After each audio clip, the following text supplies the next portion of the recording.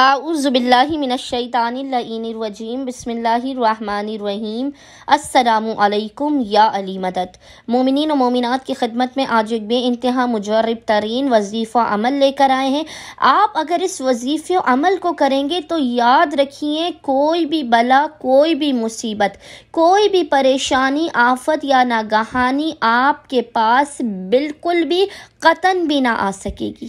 خداوند متعال اس عمل خاص کو کرنے والے کے عزت میں اضافہ کرتا ہے۔ اس قدر خداوند متعال آپ کی عزت میں اضافہ کرے گا اگر آپ اس عمل و وظیفوں کو کریں گے کہ آپ جس جگہ بھی جائیں گے لوگ آپ کے ہاتھوں کو چومنا اپنی سعادت سمجھیں گے۔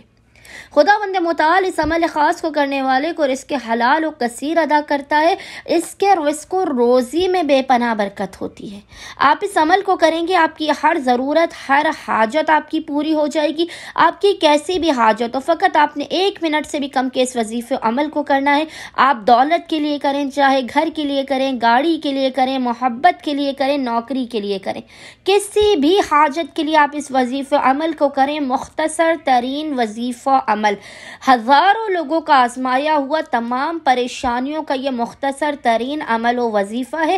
ہر طرح کی آفت، مصیبت، بیماری اور پریشانی سے بچنے کا یہ مجرب ترین وظیفہ عمل ہے۔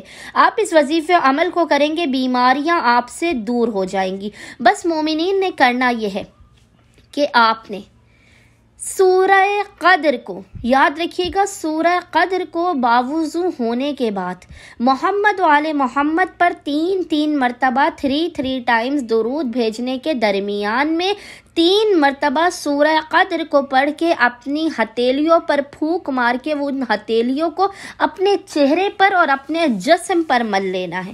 خداوند متعال اس سورہ قدر کی برکت سے ایک تو آپ کو کامیابی عطا کرے گا، آپ کے جسم سے بیماریاں نکل جائیں گی، آپ کے مخالفین زیر ہو جائیں گے، آپ کی حاجات قبول ہوں گی، آپ کسی بھی قسم کی ناگہانیوں، بلا اور آفات میں مبتلا نہیں ہوں گے۔ یہ بے انتہا مجرب اور آسان ترین وظیفہ عمل ہے۔ فقط آپ نے 3 مرتبہ 3 ٹائم سورہ قدر کی تلاوت کرنی ہے۔ آپ کسی بھی کام پر جانے سے پہلے، کسی بھی مصیبت سے بچنے کے لیے اس وظیفے عمل کو لازماً کریں۔ اپنے بچوں کو، اپنے گھر کے بزرگوں کو، اپنے جوانوں کو اس وظیفے عمل کی تعلیم کریں۔ آپ دیکھیں گے آپ زندگی کے ہر موقع پہ اس عمل کو کرنے کی وجہ سے کامیاب ہوں گے۔ اللہم صلی علی محمد و آل محمد و عجل فراجہم اجمعین۔